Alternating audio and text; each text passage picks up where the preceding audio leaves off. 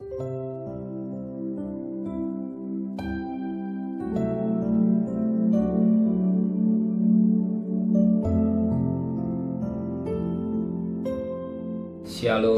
pagi bersama Tuhan Kepala.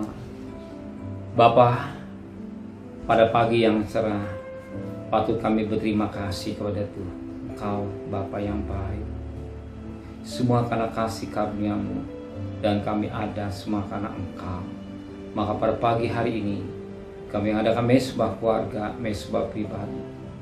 Kami boleh naikkan pujian dan penyembahan, dan kami rindu juga untuk mendengarkan renungan firman-Mu. Sekalipun firman-Mu singkat, tapi firman-Mu jadi berkat buat kami.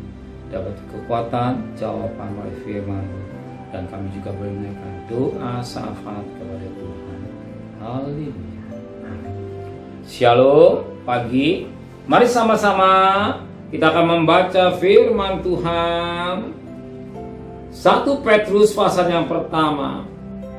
1 Petrus pasal yang pertama ayat 3 sampai ayat yang ke-12. 1 Petrus pasal yang pertama ayat 3 sampai 12. Pengharapan, iman dan kasih.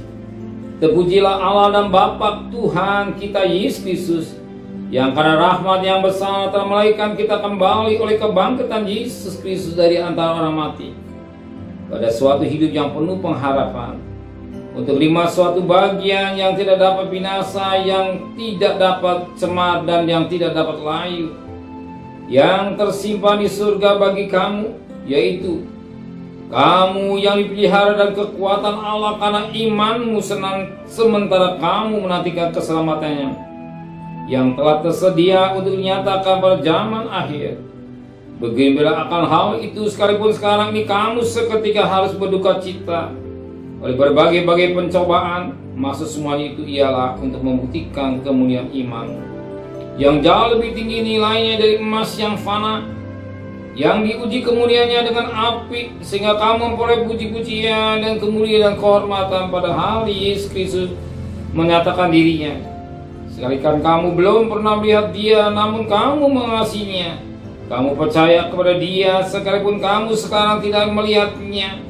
Kamu bergembira karena sukacita yang mulia dan yang tidak terkatakan, karena kamu telah mencapai tujuan imanmu, yaitu keselamatan jiwamu. Keselamatan itulah yang dimiliki dan dititi oleh nabi-nabi yang telah berbuat tentang kasih karunia yang diuntukkan bagimu. Dan mereka meneliti saat yang mana dan yang bagaimana yang dimaksud oleh Roh Kristus yang ada di dalam mereka, yaitu Roh yang sebelumnya memberi kesaksian tentang segala penderitaan yang akan menimpa Kristus dan tentang segala kemuliaan yang menyusul sesudah itu. Pada mereka telah dinyatakan bahwa mereka bukan melayani diri mereka sendiri, tapi melayani kamu dengan segala sesuatu yang telah diberitakan sekarang kepada kamu dengan perantara mereka, yaitu Roh Kudus yang diutus dari surga, menyampaikan berita Injil kepada kamu, yaitu hal-hal yang ingin diketahui oleh malaikat. Firman Tuhan sangat baik sekali buat pagi ini. Dikatakan pada ayat yang ke-6 dan ayat 7, bergembiralah akan hal itu, sekalipun sekarang kamu seketika harus berduka cita oleh berbagai pencobaan. Biasa manusia bergembira ketika dapat roti atau warisan atau hadiah lain, senangnya luar biasa. Timbullah hati yang sukacita, wah meluap-luap, ada gembira yang dapat sesuatu hadiah, sesuatu yang diangan-angan menjadi kenyataan. Dia senang luar biasa, timbullah meluap dengan sukacita, dikatakan bergembira.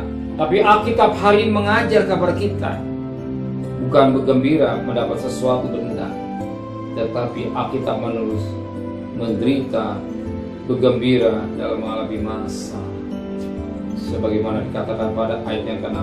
Bergembira hal itu, sekalipun sekarang kamu seketika harus berduka cita oleh berbagai-bagai persoalan atau pencobaan atau masa. Firman mengajar pada kali ini, kalau saudara mengalami masalah demi masalah, bukan tetap sedih atau meninggalkan Tuhan, tapi bergembira. Kenapa kita harus bergembira? Jawaban pada ayat yang ke-7. Maksud semua itu untuk membuktikan kemuliaan imanmu yang jauh lebih tinggi nilai dari emas yang fana yang diuji kurnia dengan api, hingga kamu meraih puji-pujian dan kemuliaan hormat pada hari Yesus menyatakan diri. Jadi puji. Bagaimana emas yang murni atau emas yang tidak murni kelihatan, malah pujian api dibagikan ujian untuk menunjukkan bahwa Kristen yang asli atau Kristen yang palsu. Kapan lihatnya? Ketika diuji melalui api. Satu ketika Tuhan izinkan saya ke Cina, saya diperlihatkan oleh seseorang yang berdagang, itu pedagang sutra. Dia berkata sama saya, dia bakar satu baju. Bapak, apa yang saudara rasakan? Dia bakar satu lagi kain. Dia bilang, mana yang komplit? Bedakan mana yang asli, mana yang palsu. Sama-sama mirip, sama-sama Kristen, tapi beda. Kapan? Beda ketika dibakar. Ketika baju dibakar, baunya plastik.